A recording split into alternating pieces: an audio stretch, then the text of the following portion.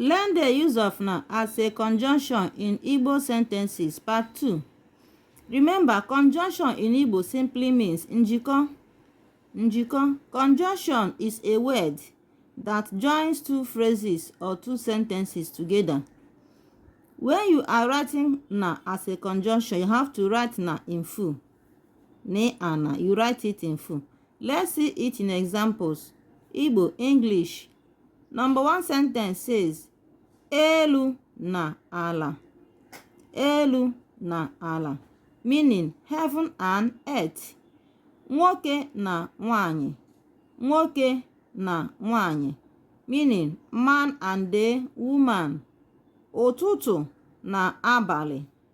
Ụtụtụ na abalị, meaning morning and the night. Ọcha na oji. Ọcha na oji, white and black. Ndị nkuzi na ụmụ akwụkwọ.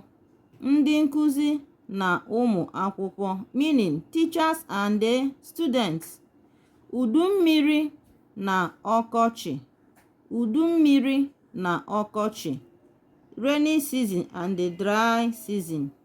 Ọhịa na ụzọ. Ọhịa na ụzọ, meaning bush and the road. Nnukwu na obere. Nnukwu na obere, meaning big and the small. Ọkụ na mmiri.